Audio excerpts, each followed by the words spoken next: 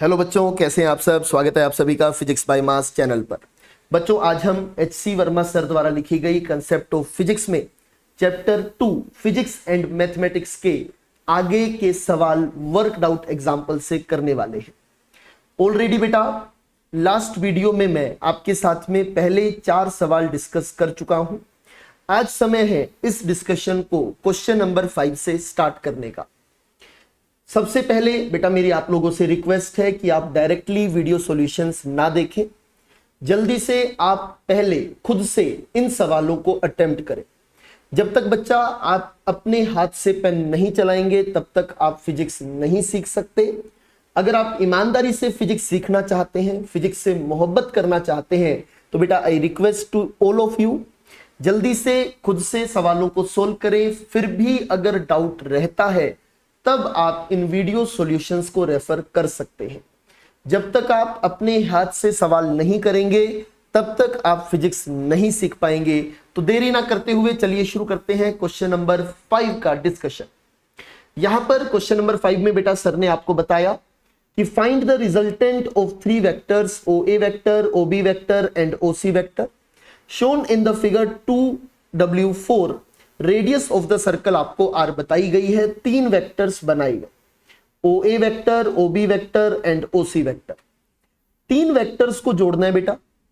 इसके लिए या तो आप पॉलीगन रूल लगाते हैं आमतौर पर, या फिर आप कंपोनेंट्स का यूज करते हैं। यहां पर कंपोनेंट से इजीली आप सोल्व कर सकते थे, बट मैं आपको यहां पर ट्राइंगल रूल और जो फॉर्मूला आपने पढ़ा है एडिशन का, उससे इस सवाल को कैसे करें यह सिखाना चाहता हूं।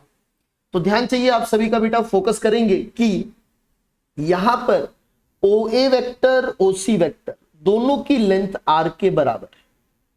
2 सेम लेंथ के वेक्टर्स को अगर जोड़ा जाए तो रिजल्टेंट बिल्कुल बीच में आता है। इसका मतलब OA वेक्टर OC वेक्टर को जोड़ूंगा तो रिजल्टेंट OB की डायरेक्शन में आएगा। और एक बार OA और OC निकल गए, उसके बाद B में ऐड करना आसान होगा क्योंकि दोनों की डायरेक्शन सेम हो जाएगी। तो पहला काम मैं OA vector plus OC vector का करूंगा बेटा। दोनों की लेंथ सेम है, सेम लेंथ के वेक्टर्स को जोड़ने के लिए, मैग्नीट्यूड निकालने के लिए फॉर्मूला यूज किया जा सकता है। फॉर्मूला क्या है बेटा? 2r sin θ/2। और थीटा यहां पर कितना है बेटा आपके पास? 90 डिग्री। तो 2r sin θ/2 cos θ/2 यूज करेंगे अगर एडिशन है। अगर सब्ट्रैक्शन होता तब आप यूज करते 2a sin θ/2। जब मैंने आपको लाइन बाय लाइन HCV पढ़ाई थी बेटा, तब मैंने आपके साथ में ये सवाल, ये फॉर्मूला ऑलरेडी डिस्कस किया था। तो बेटा यहां पर 2r cos θ/2 दिखाई दे रहा है, एंगल दोनों वेक्टर में 90 डिग्री था।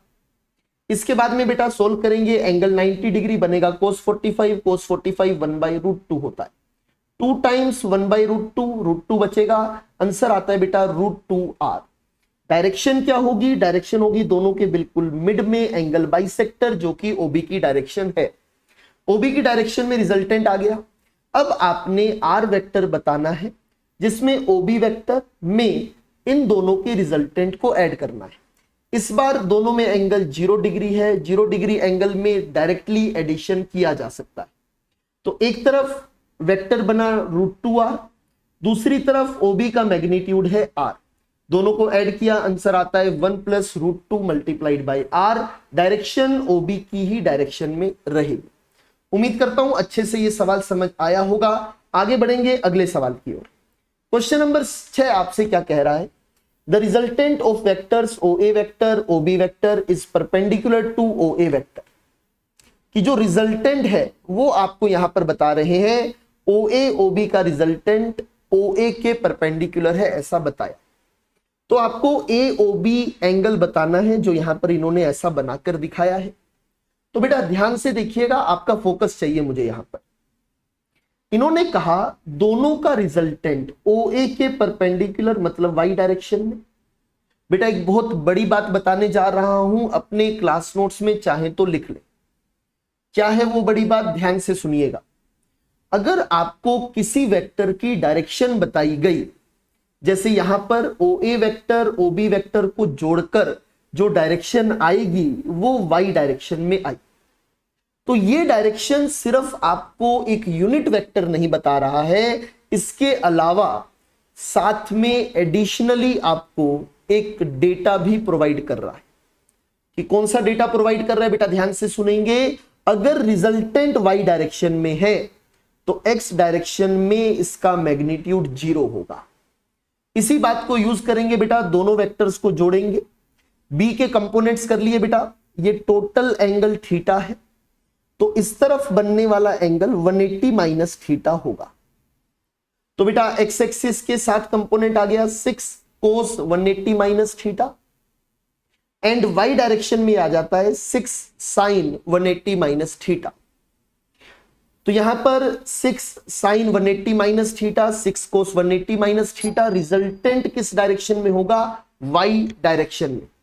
अगर रिजल्टेंट वाई डायरेक्शन में है तो एक्स डायरेक्शन में नेट कितना करेंगे बेटा, 0। रिजल्टेंट एक्स डायरेक्शन में 0 कर दीजिए, आंसर मिल जाएगा। तो यहां पर आप लोग देख भी सकते हैं, वाई डायरेक्शन में एक तरफ 4 और दूसरी तरफ 6 कोस 180 माइनस थीटा लिखा गया है। दोनों को इक्वेट कर दें, क्योंकि आपस में कैंसिल आउट करेंगे तभी रिजल्टेंट वाई डायरेक्शन में आएगा। तो यहां पर आप देख सकते हैं कोस 180 माइनस थीटा को आप कोस थीटा लिख सकते हैं फ्रॉम द ASTC रूल, जो आपने मैथमेटिक्स में ऑलरेडी पढ़ लिया होगा, ट्रिग्नोमेट्री। तो कोस 180 minus theta becomes cos theta, even minus cos theta ये बनता है। तो इसकी वैल्यू आएगी बेटा 4/6, जो कि बनेगी 2/3, माइनस दूसरी तरफ ले गए, so cos theta is equal to -2/3, ऐसा आंसर आ जाता है। आपसे इन्होंने वही एंगल पूछा था, तो अगर आप एंगल की फॉर्मेट में देंगे तो it will be cos inverse 2/3, ऐसा आप लिख सकते हैं। आगे बढ़ेंगे बेटा क्वेश्चन नंबर 7 की तरफ। क्वेश्चन नंबर 7 आपसे चाहता है यूनिट वेक्टर लिखा जाए। Write the unit vector in the direction of A vector बराबर 5i cap plus J cap minus 2k cap. Unit vector लिखने का आपको फॉर्मूला बताया गया था बेटा। अगर आपने फॉर्मूला नहीं पढ़ा है, अगर आपने वेक्टर्स की थ्योरी क्लियर नहीं है, आई रिक्वेस्ट आप जल्दी से जो भी मैंने line by line HCV explain की है उन लेक्चर्स पर जाएं। अलग से हर एक आर्टिकल पर मैंने लेक्चर रिकॉर्ड किया है, पूरा वेक्टर पढ़ने की आवश्यकता नहीं है। जहां आपको डाउट हो सीधा उसी पर जंप करें और उसे पढ़ लें। तो यहां पर यूनिट वेक्टर की बात हो रही है बेटा। यूनिट वेक्टर क्या होगा, A vector by A vector given है 5i cap plus J cap minus 2k cap, इसके मैग्नीट्यूड से डिवाइड करें। मैग्नीट्यूड कैसे लिखें बेटा, आई जे के तीनों में एंगल 90 डिग्री। 90 डिग्री में एडिशन कैसे किया जाता है, √a square plus b square plus c square, that is 5 square is 25, 1 square 1 minus 2 square 4।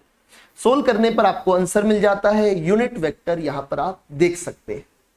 बहुत सिंपल सवाल, इजीली आप कर सकते हैं। बेसिक्स स्ट्रॉन्ग करें बेटा, कंसेप्ट स्ट्रॉन्ग करें, न्यूमेरिकल्स आप अपने आप करना शुरू कर देंगे।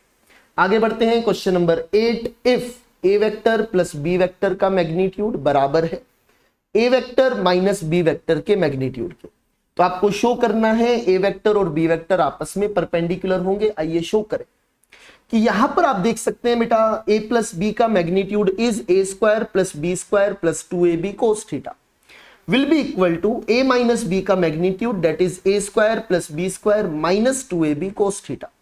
दोनों तरफ स्क्वायर करने पर अंडर रूट हट जाता है, a स्क्वायर बी स्क्वायर से a स्क्वायर बी स्क्वायर खत्म, 2ab इधर ले आइए, ये बनता है 4ab कोस थीटा। तो या तो a 0 हो जाए तो भी सही, या फिर b 0 हो जाए, या फिर कोस थीटा 0 हो जाए। यहां पर अगर a 0 नहीं है, b 0 नहीं है, उस केस में एक ही आंसर बचता है, cos theta is 0 that is theta बराबर 90 डिग्री।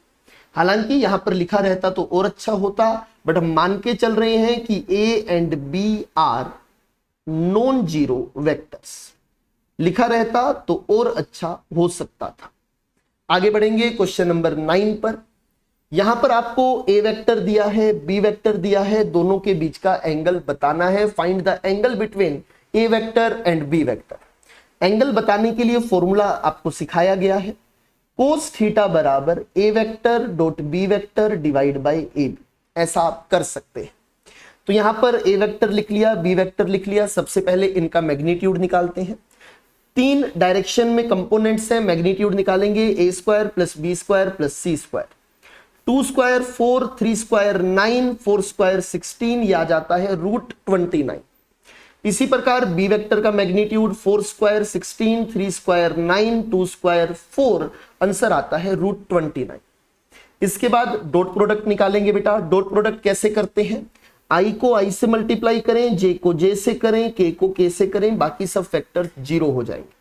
यहां पर अगर आप ध्यान से देखें बेटा, दोनों का डॉट प्रोडक्ट कर रहा हूं, 2 × 4 8 आ जाएगा, 3 × 3 9 आ जाएगा, 4 × 2 8 आ जाएगा। टोटल करने पर आपको मिलता है बेटा ये 25। इसके आगे देखते हैं बेटा। अब बेटा सिंपली फॉर्मूला अप्लाई कर देंगे आप लोग। Cos theta is equal to A dot B divide by A B. सारी वैल्यूज हमने ऑलरेडी निकाल कर रख ली हैं। A dot B is 25। यहां पर ए और बी का मैग्नीट्यूड है √29 एंड √29। तो वैल्यूज पुट कर दें बेटा। सोल्व करने पर यह आता है 25/29। So theta can be written as cos inverse 25/29। हालांकि आंसर यही छोड़ना है, बट फिर भी मैंने आपके लिए ये कैलकुलेट कर दिया है। It is 33.83 degrees. आगे बढ़ेंगे अगले सवाल पर। क्वेश्चन नंबर 10 आप सभी के सामने। क्वेश्चन नंबर 10 देखेंगे बेटा। अगर ए वेक्टर लिख कर दिया जाए, बी वेक्टर लिख कर दिया जाए और सी वेक्टर लिख कर दिया जाए, तो ये चाहते हैं find A vector dot B vector cross C vector करें। तो पहला काम बेटा हम B vector cross C vector कर लेते हैं। B vector cross C vector करने जा रहे हैं बेटा, ध्यान दीजिएगा। क्रॉस प्रोडक्ट कैसे किया जाए? एक तरीका तो ये है बेटा, यहां पर 2 चीजें लिखी हैं, यहां पर 2 आर्टिकल लिखे हैं, इन दोनों को इन दोनों से मल्टीप्लाई करवा दो। दूसरा तरीका डिटर्मिनेंट मेथड आप लोग यूज कर सकते हैं, मैं आपको सिखाना चाहूंगा, देखिएगा। क्रॉस प्रोडक्ट के लिए कैसे यूज करना है डिटर्मिनेंट मेथड। बी क्रॉस सी निकालना है। सबसे ऊपर लिखेंगे आई कैप, जे कैप, के कैप। पहला वेक्टर बी है तो लिखेंगे कोफिशिएंट्स 1, जे नहीं है तो 0, के है तो 2। इसके बाद सी वेक्टर 0, 1, -1, कोफिशिएंट्स लिख देंगे आई, जे और के। इसके बाद सबसे पहले आई उठा ले बेटा। आई उठाएंगे बेटा, आई लिखा, एक 2/2 की मैट्रिक्स बचती है, इसे मैं यहां पर एज इट इज लिख देता हूं 0, 2, 1, -1। पहले आई कैप लिखा, अब यूज करेंगे -j cap.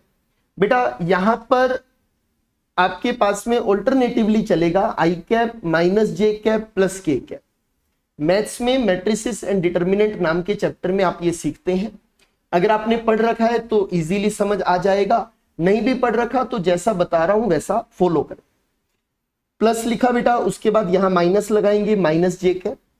Row and column corresponding खत्म करें बेटा, ये बचता है 1, 2, 0, -1, वैसा ही लिख दें बेटा। इसके बाद में plus K cap. Plus K cap के कोरस्पॉन्डिंग बेटा आपने रो एंड कॉलम खत्म किया, बचता है बेटा 1, 0, 0, 1। सोल्व कैसे करना है? क्रॉस मल्टीप्लाई करें, माइनस लगाएं। देखें 0, -1, 0, अपनी तरफ से माइनस लगाया, 2 × 1 2। इस प्रकार से आप इसे सोल्व करेंगे। -j as it is, cross 1 -1 is -1, multiply करना है, 2 0 इज 0, 1 1 इज 1, 0 0 इज 0, बीच में एक माइनस आपको अपनी तरफ से लगाना है। सोल्व करने पर बी क्रॉस सी आता है बेटा -2i cap plus J cap plus K cap. हमें इवेल्युएट करना था A vector dot B vector cross C vector. हमने बी क्रॉस सी निकाल लिया है, ए को एज इट इज मैंने यहां पर पुट कर दिया बेटा। इसके बाद ए वेक्टर डॉट बी क्रॉस सी करना है, आई को आई से, जे को जे से, के को के से। सोल्व करें। 2 - 2 इज -4, -3 1 इज -3, 7 1 इज 7। सोल्व करने पर मिलता है 0। तो यहां पर A cross A dot B cross C 0 आ जाता है। अगर कभी भी ये रिजल्ट आए तो एक बात बताना चाहता हूं कि यहां पर A vector comma B vector and C vector are coplanar, ऐसा बोल सकते हैं। अगर 2 का डॉट तीसरे के साथ 2 का क्रॉस तीसरे के साथ डॉट करने पर 0 आता है, इसका मतलब वो तीनों वेक्टर्स आपस में कैसे हैं बेटा, कोप्लेनर। इस बात को ध्यान रखिएगा, कंडीशन है कोप्लेनरिटी चेक करने के काम आई। ऐसा कैसे कह सकते हैं, सुनिएगा कि B क्रॉस C परपेंडिकुलर है B के और C के। अगर आपने इसे क्रॉस किया B या C किसी से भी तो 0 मिलेगा, या अगर आपने ऐसा कोई भी वेक्टर जो B और C के प्लेन में है उससे डॉट किया तो भी आंसर क्या आएगा, 0। तो जब हमने A से इसे डॉट किया बेटा तो हमें 0 मिलता है। इसका मतलब A, B एंड C तीनों सेम प्लेन में लाई करेंगे। तो बेटा ध्यान रखिएगा, ये कोप्लेनरिटी चेक करने की कंडीशन है। उम्मीद करता हूं यहां पर टोटल 10 सवाल हमने जो डिस्कस किए वो सभी आपको बहुत अच्छे से क्लियर हो चुके होंगे। आगे के सवाल अगली वीडियो में मैं आपके लिए लाऊंगा। हर मंडे हर थर्सडे दोपहर 12 बजे आपके लिए मैं ये वीडियो सॉल्यूशंस ला रहा हूं। मेहनत करें, प्रैक्टिस करें। साथ में डेली रात 12 बजे आपके लिए एक वीडियो मैं अपलोड कर रहा हूं जिसमें मैं फिजिक्स लाइन बाय लाइन आपको एक्सप्लेन करता हूं। उम्मीद करता हूं सारी चीजें आपको बहुत अच्छे से क्लियर हुई होंगी। फिर भी अगर आप मुझसे कम्युनिकेट करना चाहते हैं, कोई डाउट्स हैं या कोई और क्वेरी है तो आप मुझसे कमेंट्स के थ्रू बात कर सकते हैं। Thank you very much. पढ़ाई करते रहिए। जय हिंद, जय भारत।